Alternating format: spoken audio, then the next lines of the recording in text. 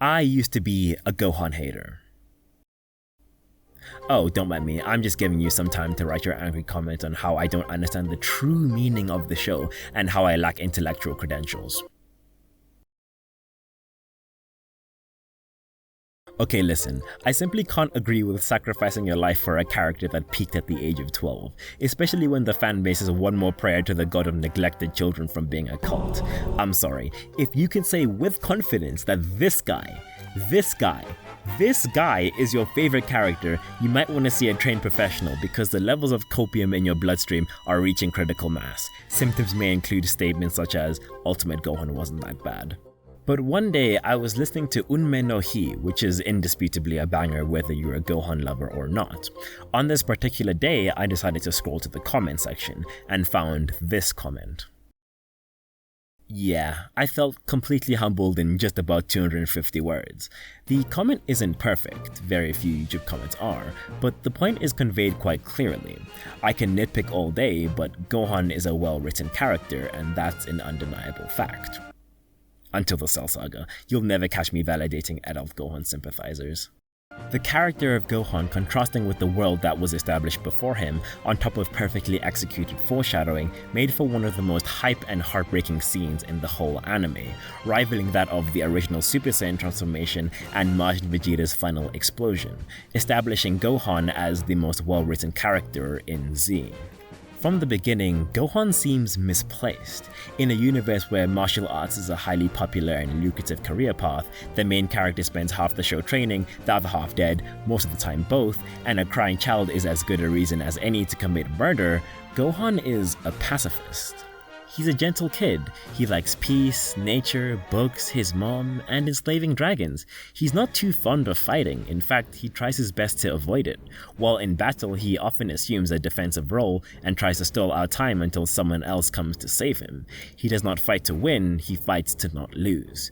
Gohan is not a warrior. He doesn't have that drive to struggle, fight, and win, unlike every other character, including the other hybrids. Trunks, Goten, and even Pan share that drive for battle and strength, but Gohan has one thing that no one else could compare to: potential. Every so often, when the situation seems dire, Gohan explodes with rage and launches an attack that would actually damage a seemingly invincible enemy. These outbursts never actually altered the course of battle, which makes it very easy to overlook, but it was enough to be noticeable. Slowly but surely, it was implanted in our minds that Gohan isn't just another Chaozu. Seriously, why is Chaozu even in the story? Anyway, throughout the show, we were shown Gohan's potential through these outbursts, as well as Gohan's unbelievable progress and ability to keep up with the other Z fighters, but his strength was intentionally concealed and overshadowed.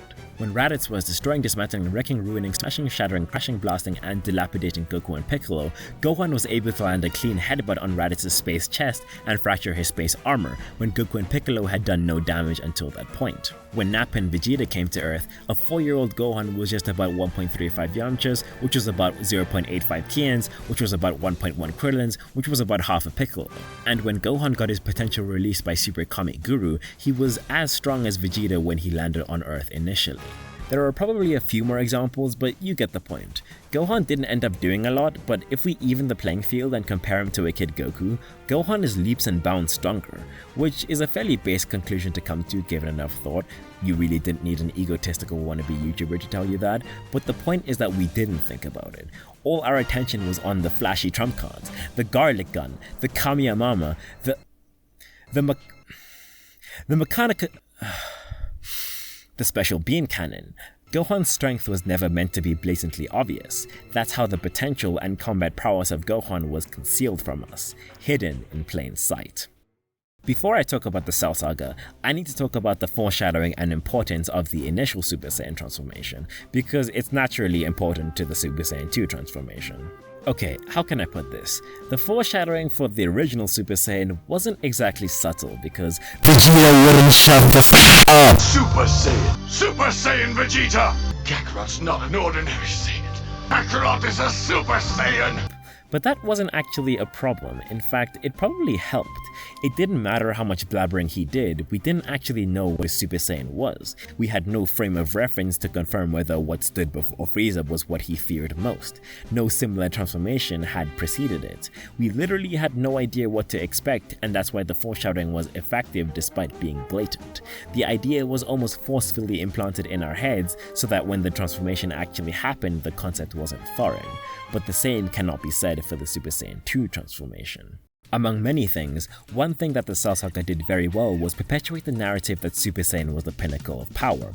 The first thing we saw future Trunks do was turn Super Saiyan. Super Vegeta is a stronger form of Super Saiyan Vegeta, and after Goku and Gohan left the hyperplatonic Sublime Drainer, they were permanently in Super Saiyan.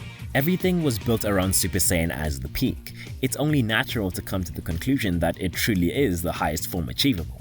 Every ascension was just a modified form of Super Saiyan, therefore it had to be the limit. We really couldn't expect or even imagine anything to surpass it. And with that expectation set, and the original Super Saiyan setting the precedence for how foreshadowing is handled in Z, all the pieces are in place.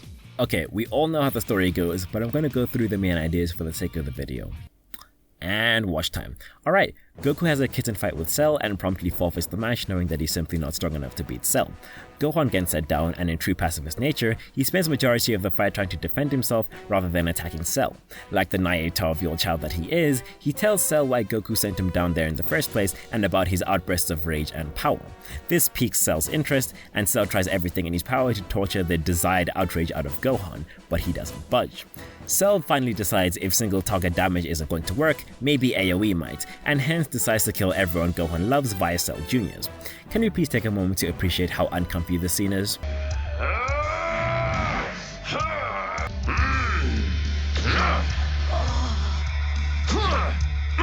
Okay, cool. Finally, Gohan's back is against the wall. A diplomatic and civil approach was never going to solve this problem. Cell wanted a fight, but Gohan didn't want to give it to him. As he always did, Gohan continued to suppress his anger, hatred, and malicious feelings towards Cell, in fear of what might happen if they get out of control. Subconsciously, Gohan knew what he needed to do, he just didn't want to accept it.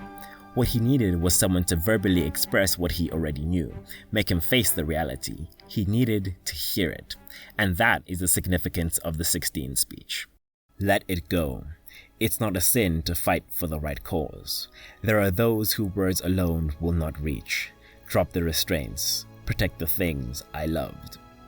It is these words and the subsequent realization that caused Gohan to let out a scream and release everything that he was holding back. Gohan reaches a new form that we have never seen before, but despite the unmatched power he has attained, the first thing we see him do is cry. Goku would be filled with rage, Vegeta would be cocky and smug, but Gohan is crying. It truly pains him that the situation has come to this, and as his tears slowly dry, the naive, peaceful pacifist fades with them, and a merciless, mature warrior is born. As badass as the transformation is, it's also inherently tragic, and that tragedy is part of its brilliance. Gohan was only 12, and the fate of the world is a burden unfit for an emotionally unstable, peace-loving child. The great potential that Gohan had finally manifested, and he far surpassed everyone else, shattering the limits of what everyone, including the viewer, thought to be possible.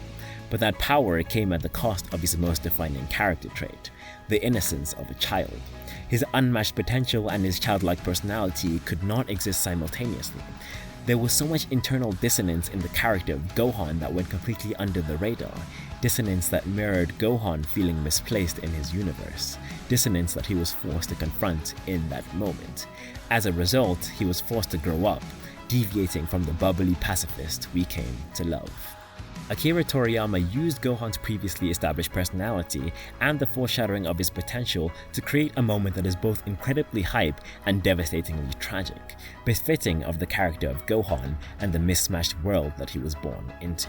Contrary to the foreshadowing of Super Saiyan 2 Gohan was subtly hinted at throughout the duration of the entire show until that point, and when it was finally here, it felt like it was right in front of us the entire time.